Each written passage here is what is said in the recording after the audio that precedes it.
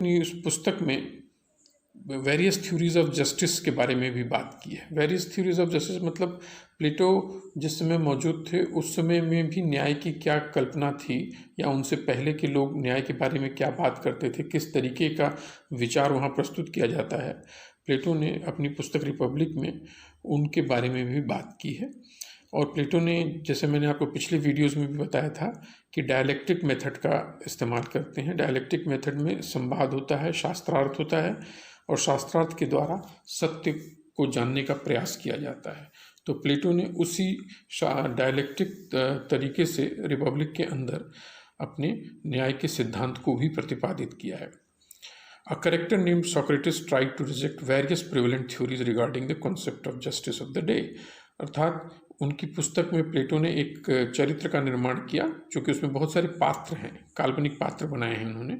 उसमें एक पात्र उनका जिसका नाम है सुकरात, जो सबसे बुद्धिमान है, वो विभिन्न पात्रों के द्वारा जो दिए गए उत्तर हैं और जो न्याय की परिकल्पना और न्याय के विभिन्न सिद्धांतों के बारे में बात करते हैं, उनके द्वारा दिए गए तर्कों को सुकरात अपने ज्ञान से, अपने तर्क से उनको काटते हैं और उन लोगों को कन्विंस करने का प्रयास करते हैं कि जो मौजूदा तर्क वो दे रहे हैं वो उससे न्याय का सिद्धांत सही ढंग से नहीं समझा जा सकता है। फिर प्लेटो ने develop the character of Socrates to stress on his political thought. Plato जो था उसने सुकरात के चरित्र का निर्माण अपनी पुस्तक में शायद इसीलिए ही किया हो कि वो अपने राजनीतिक विचारों पर अत्यधिक जोर देना चाहते थे, महत्व बताना चाहते थे उनका। Mainly 3 concepts of justice they rejected in the book and they are basically, उस किताब में 3 प्रमुख कल्पनाएं जो हैं, न्याय की संकल्पनाएं जो मौजूद थीं उस समय, उनको प्लेटो ने उसके अंदर सुकरात नाम के जो पात्र हैं उन्होंने उसको विरोध किया और उनको रिजेक्ट किया है। और वो हैं, पहला था द ट्रेडिशनल थ्योरी ऑफ सेफेलस, सेफेलस का परंपरागत सिद्धांत है। दूसरा पढ़ते हैं हम लोग द रेडिकल थ्योरी ऑफ थ्रैसिमैकस, यानी थ्रैसिमैकस के क्रांतिकारी सिद्धांत है। और तीसरा the pragmatic theory of Glucon, और ग्लूकॉन ये का प्रैग्मेटिक सिद्धांत है, व्यावहारिक सिद्धांत है। ये जो नाम पढ़ रहे हैं आप, सेफेलस, थ्रैसिमैकस, ग्लूकॉन, ये उनकी रिपब्लिक पुस्तक में गढ़े गए चरित्रों के पात्रों के नाम हैं। After rejecting various theories of justice, Plato proposes his own theory of justice। प्लेटो ने पहले इन तीनों सिद्धांतों को रिजेक्ट किया है, उनको नकारा गया है, और फिर उसके बाद प्लेटो ने अपने न्याय के सिद्धांत को उसके अंदर प्रतिपादित किया है। सेकेंड बुलेट पॉइंट है कि Plato tries to draw similarity between individual and state as an organism. Plato ने यह एक समानता ढूंढी है कि व्यक्ति और राज्य दोनों एक स्वावयवी अंग की तरह कार्य करते हैं। वो एक ऑर्गेनिज्म है, उनके अंदर एक जीवन है, एक प्राण है। तो इंडिविजुअल और स्टेट दोनों एक ऑर्गेनिज्म की तरह कार्य करते हैं, स्वावयवी अंग है। In Plato's view the state is an individual at large. Plato के अनुसार जो राज्य होता है वो व्यक्ति का बृहद स्वरूप है। राज्य जो होता है वो व्यक्ति का बृहद स्वरूप है। तो व्यक्ति और राज्य के बीच में एक समानता ढूंढते हैं प्लेटो। और ये कुछ इम्पोर्टेंट पॉइंट हैं जो हम लोग आगे के वीडियो में सीखेंगे। चूँकि ये परिचयात्मक वीडियो है, इसलिए मैंने यहाँ पर आपको सिर्फ एक परिचय करवा रहा हूँ प्लेटो के साथ। कि फिर प्लेटो कहते हैं justice is social and political. Plato ये कहते हैं कि न्याय जो होता है वो सामाजिक है और राजनीतिक है। न्याय का सिद्धांत तो हमको समझना पड़ता है कि न्याय क्यों सामाजिक है और न्याय क्यों राजनीतिक है। फिर प्लेटो ये भी कहते हैं justice is natural and innate virtue of human soul. मतलब न्याय जो होता है वो प्राकृतिक है, मानवीय आत्मा का प्राकृतिक और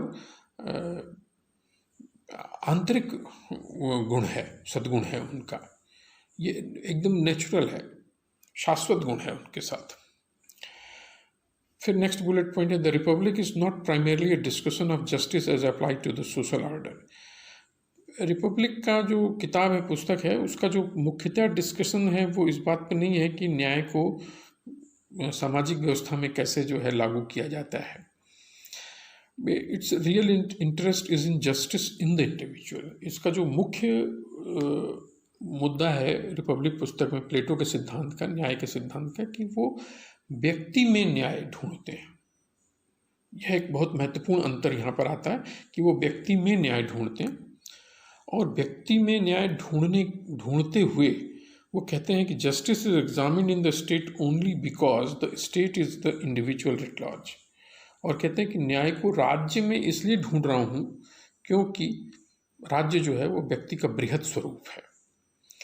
अब justice in the individual means, मतलब व्यक्ति में न्याय का अर्थ क्या है? प्लेटो के अनुसार जब हम उनके सिद्धांत को पढ़ते हैं तो हमें समझ में आता है कि प्लेटो ये कहना चाहते हैं कि व्यक्ति में अंदर न्याय है, ये उसका प्राकृतिक गुण है, और ये उसका सहज सद्गुण है ये उसके अंदर, कि वह उस शाश्वत माध्यम को प्राप्त कर सके, उसको सोच सके, और उसके अनुसार न्यायपूर्ण राज्य जो है वो व्यक्ति अपने भीतर ही उसका निर्माण कर सके।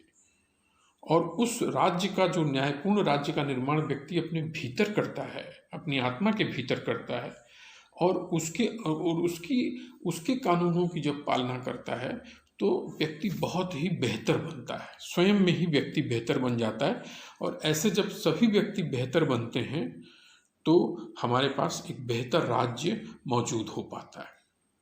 यह थोड़ा डिफ़िकल्ट कॉन्सेप्ट है कि प्लेटो ने जस्टिस को व्यक्ति के भीतर ढूंढा है। उन्होंने व्यक्ति को जस्टिस को बाहर नहीं माना है। उन्होंने कहा न्याय कोई बाह्य वस्तु नहीं है, कोई एक्सटर्नल गुण नहीं है कि हम उसको बाहर प्राप्त कर सकें। न्याय व्यक्ति अपने अंदर ही प्राप्त कर सकता है। यह एक महत्वपूर्ण सिद्धांत है प्लेटो का, और हम आगे आने वाले समय में, आगे वाले वीडियोज़ में हम इन्हीं सब चीज़ों के बारे में पढ़ेंगे और सुनेंगे और समझने का प्रयास करेंगे कि प्लेटो के अनुसार न्याय का सिद्धांत क्या है। सो आज के लिए इतना ही। Thank you very much.